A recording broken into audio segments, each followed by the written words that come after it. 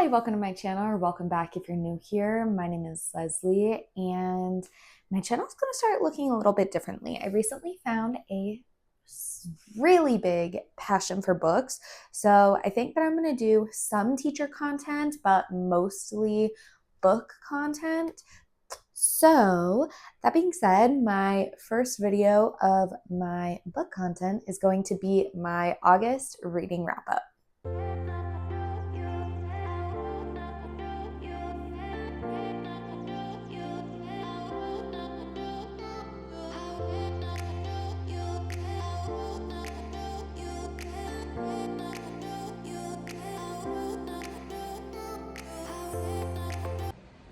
Hey, this is Editing Leslie coming on here just to say that this video is kind of choppy. I've never done a reading wrap up before, and I wanted to catch myself before I said any spoilers or anything. So as I was just casually talking about the books, I realized that there were some spoilers, so I made sure to go through and edit all of them out. So this video is kind of choppy. There are a bunch of breaks like throughout if I'm talking about the books, but I do still share all of my ratings and a very, very short blurb of the books, but I made sure that there were no spoilers. That is where the choppiness comes from. So I want to throw that in there. I'm so sorry. I will work on it, but this was my first one. So I hope you enjoy, and I hope you stick around to the end. Thanks. This has been my biggest reading month of the year. I started reading a lot again in April. This month, even with it being the first month back at school, back at work, my son going back down to who watches him during the day, it's kind of, I think, pretty impressive how much I was able to read in August. So let's start with a few statistics. So in the month of August, I read a total of 6 books, and I'm looking over to the side because that's where they're stacked up. So I read a total of 6 books. 3 of them were romance, 2 of them were fantasy, and 1 was a thriller. So I would say a pretty good spread. And I read a total of 3,110 pages in the month of August, which, getting back into lesson planning and working again, I was honestly kind of impressed with myself with how much I was able to read this month. So my preferred genre this month was paperback, and let's get right on into the specifics. So the first book that I read actually was the first one that I started, but I didn't finish it first. It was one that I was listening to on Audible, and that is Zodiac Academy Book 7, Heartless Sky. And I tell myself this all the time. I struggle a lot to DNF books. I wanted to DNF this series after actually book 3. This is book 7. And I keep hoping it's going to get better. I do. I am hopeful that it's more intriguing. However, this book was over 900 pages. And only 3 important things happened. Are you kidding? Where are we getting the other 600 pages from? You can have 100 pages of action happening with the amount of things that happened, but nothing was happening. And so I did finish it. I couldn't sit here and physically read them anymore. That was too painful. So I did try listening to it. That was better. But this ending is definitely by far the craziest ending that they've written. And these authors are called the Twisted Sisters for their awful endings. Not awful as in written bad, but awful as in gut-wrenching. And basically, like, I don't care. Like, I don't care to know what happens next. And for a while I did. And that's why I continued reading. But when you're having books that are over 900 pages long and nothing's happening, like, what is going on? And I can't tell you much about what this one is about, but the first one, basically, these two girls are from the mortal realm. They're twins. They've grown up in the mortal realm for the first 18 years of their life. On their 18th birthday, a professor from Zodiac Academy finds them and tells them that they are the long lost princesses of Solaria. So he takes them and not takes them, they do go willingly back to Solaria and to Zodiac Academy to like embrace their powers, learn how to use their powers, and like learn how to survive. Now, these twin girls in the beginning were not interested in the princess side of things. They only cared about like the powers that they thought were super cool, and they wanted their inheritance. And basically, you have the heirs to the throne, you have those four guys, and you see the relationship develop over time, like their relationship. It definitely, the first one is very much a bully romance. And I thought that the people on like Goodreads were being kind of dramatic when I was reading their comments about like they hated it because of the bully romance, but it is a bully romance. So if that's not something that you're into, you probably won't be interested in these books. I think that the idea of the books is so good. It's just they have so many ridiculous amounts of filler pages that it's painful to sit through. You have hundreds of pages about what their male appendage looks like. Like, are you kidding? We don't need that. That is not necessary. So anywho, as of right now, I am going to say that I am DNFing the series, because if I don't care what happens after an ending like that, which should be driving me crazy, I should take that as a sign that this series is not for me. So anywho, what did I rate this? I rated it 2.5 stars. I would say it's very mid. Like, it was enough to where I did sit through and listen to over 900 pages of this book. The action parts are really good. Like, the plot is really good. It's just all of the filler stuff makes it so difficult to get through it, which is why I was reading it as long as I did. The next book that I read physically was one that I was really, really looking forward to, which was Atmosphere. And this is by Taylor Jenkins Reid. I heard so many great things, and this premise is one that captured my attention so much that I needed to read it pretty much immediately. So I picked this one up. This was the first book that I finished this month, and I loved and hated some things of this book. So let's talk about the things that I loved, because I do like to start positive.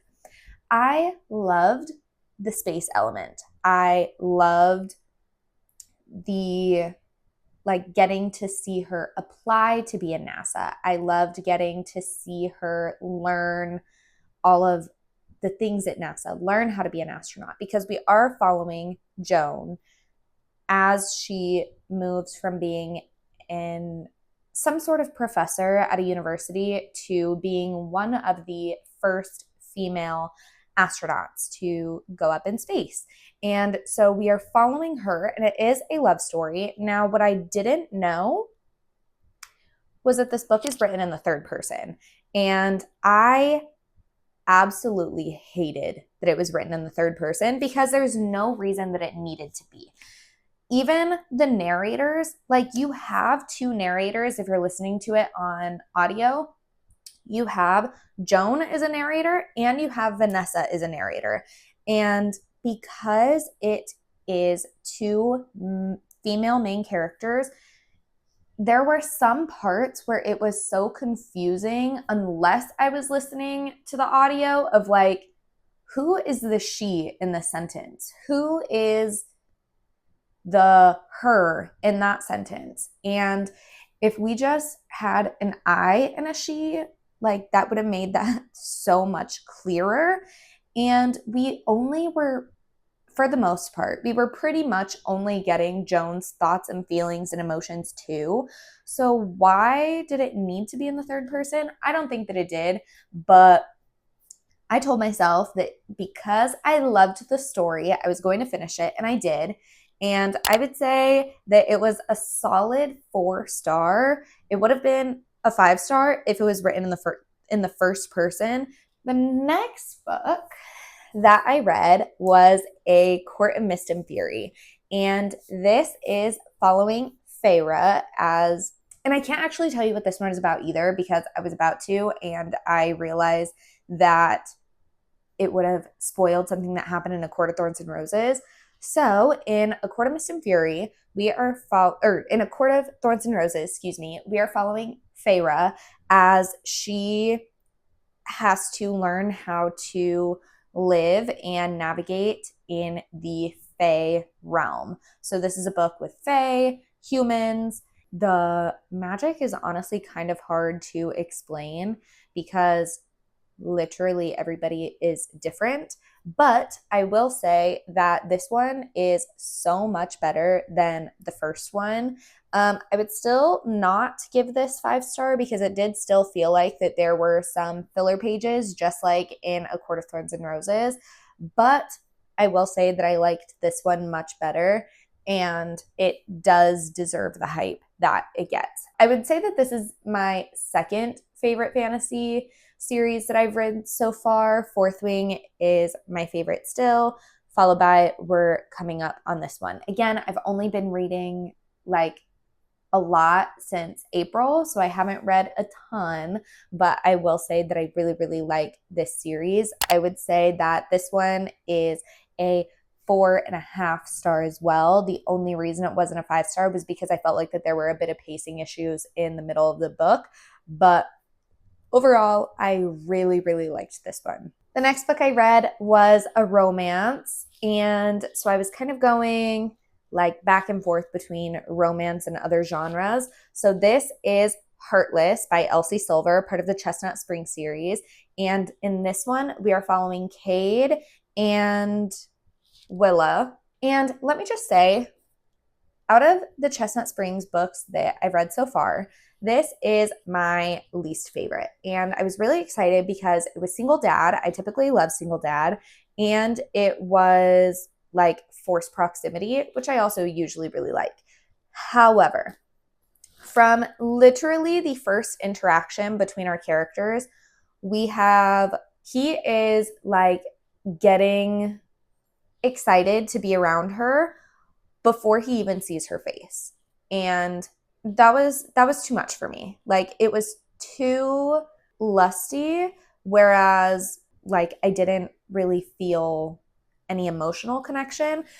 Also, the thing that happens in like at the climax, I absolutely hate when books use that as a climax.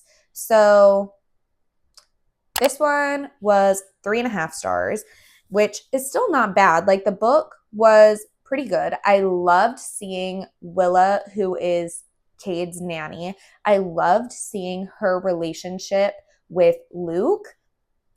And that was beautiful, amazing, super well done.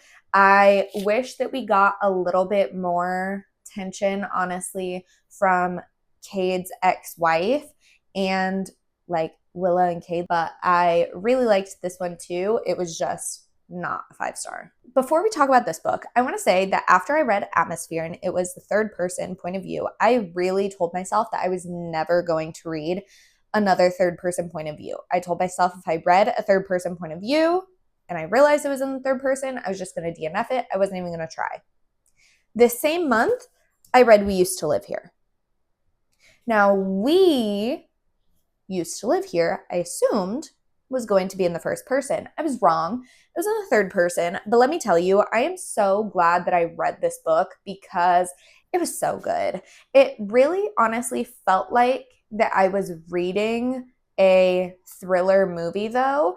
And I feel like that I've begun to notice, even since April when I started reading, I feel like I can tell when a book is almost trying to get made into a movie, and that's kind of what this one felt like.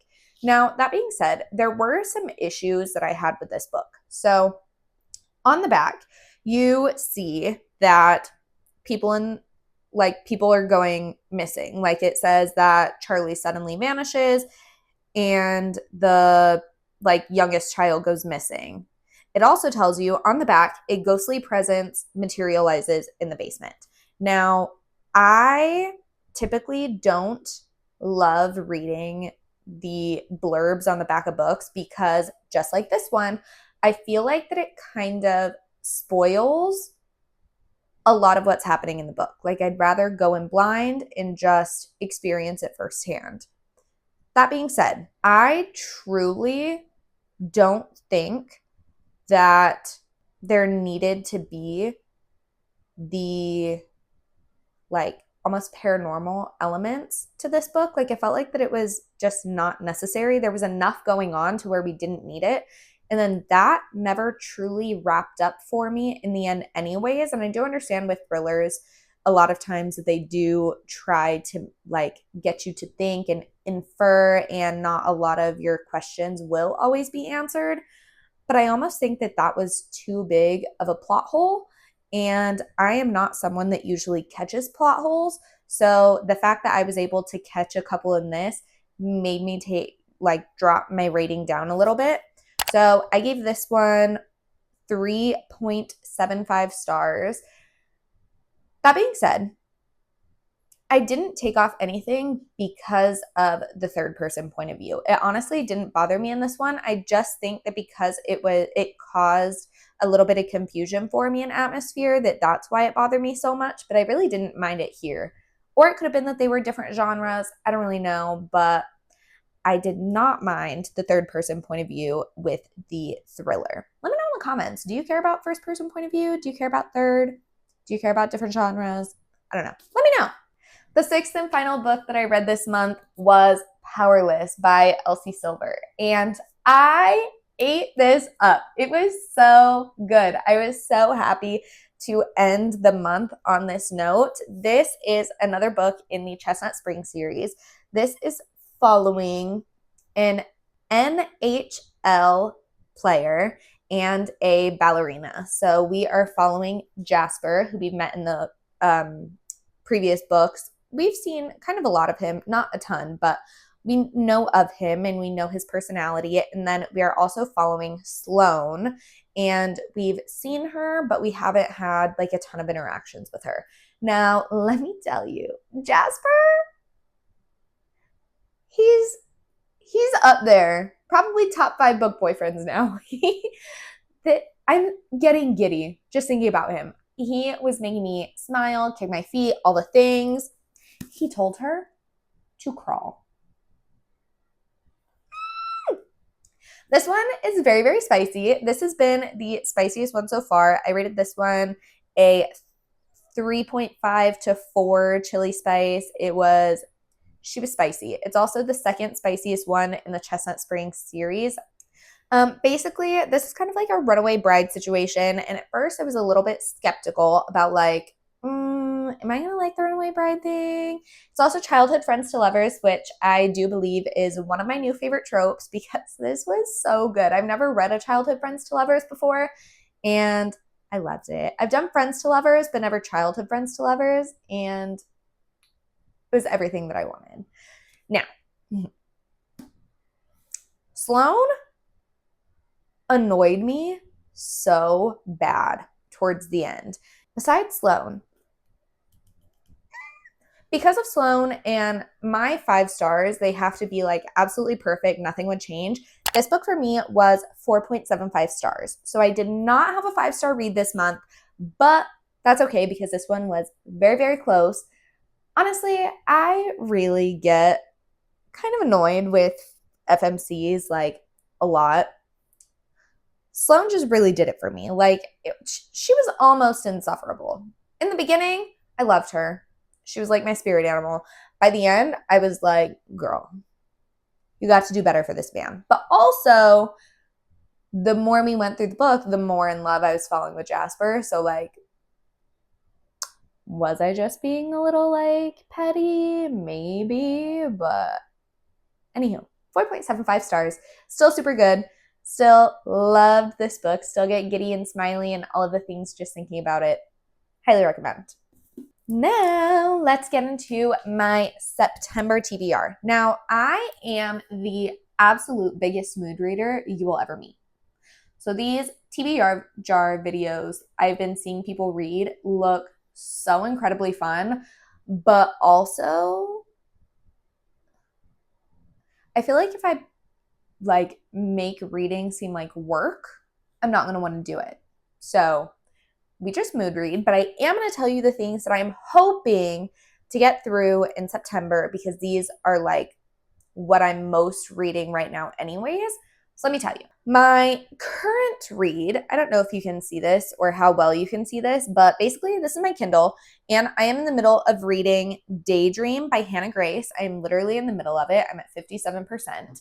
And basically this is following Henry, who I love. He's probably my favorite character in the series so far, and Hallie. Henry is the current captain of their college football team, and Hallie is an aspiring author, book lover, all of the things.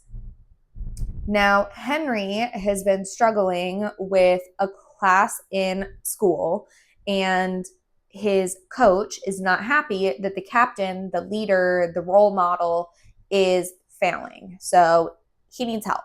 And Hallie, as I told you, she was an aspiring author. She wants to enter into a book contest or whatever. And she is having trouble getting inspiration. So Henry is going to ask Hallie to tutor him, the bookworm, and Hallie is asking Henry to take her out to get experience with dating and all of these things because she's a little bit inexperienced, and their relationship kind of stems from there. The next book that I want to read is A Court of Wings and Ruin, and I already have my little bookmark in here. This has been sitting by my bedside table, giving me motivation to get through Daydream so that I can start Wings and Ruin. I am so excited. After I need a little break, instead of the little novella break that Sarah J. Maas actually gives us with ACOTAR, I do plan to go into Reckless by Elsie Silver, which is the 4th book in the Chestnut Spring series, where we are following Theo, who we have met and loved over in Flawless. We see him a lot. We see him a little bit in the other books, but it's mostly just in Flawless that we see and meet him. And we are following Winter, which is Summer's sister. So Summer is the main character in Flawless. Theo is Rhett's best friend and like little mentee. And basically Theo is a bull rider. Winter is a doctor. Other than that, I don't really know like what it is. I think it's reverse Grumpy Sunshine probably. So she's the black cat. He's a golden retriever, I think. But it also says that he's a ladies' man, so I'm not quite sure how that's going to go. Anywho, I'm excited to continue the Chestnut Spring series, and I'm hoping to finish the series by the end of the year because that is on my 2025 TBR in general. So I'm hoping to get through this one. And the last book that I'm hoping to read in September is The Ornithologist's Field Guide to Love. And I've heard that this is just so cute and heartwarming. I don't really know much about it. I know that ornithologists, they are studying birds, and I guess that they are on like this expedition to find a super rare bird. I guess it's some sort of contest, and they're like rivals to lovers, I think. I don't really know. Don't quote me on that. I told you I don't typically like to read the backs of the books because I don't like when they accidentally spoil something. So let's just say I know that they're studying birds, and there's a bird on the cover, and it's purple. And I don't know why, but I feel like that it's just a cozy romance is just giving me September fall cozy vibes. So that's that. The last book, I already said the last book, but that was the last book in my stack. That was my last physical book. A book that I don't have a copy of yet, which I want to say is on Kindle Unlimited, is The Pumpkin Spice Cafe. I do want to read that one. That is the last book that I want to read. And if you're wondering what Pumpkin Spice Cafe is about, I couldn't tell you because I know absolutely nothing about it except that it's called Pumpkin Spice Cafe and it has a really cute cover. I very much am someone who judges books by their covers, and I will never apologize for that. If it has an ugly cover, I won't touch it. But if it has a pretty color, I'm going to pick it up and I'm going to buy it. Anyways, that was my August reading wrap up and my September TBR. I hope you liked this video. Let me know what was your favorite read of August. Do you care about first person, third person, any of the things? Thank you for sticking around until the end of the video. Love you so much, and I'll see you in the next one. Bye!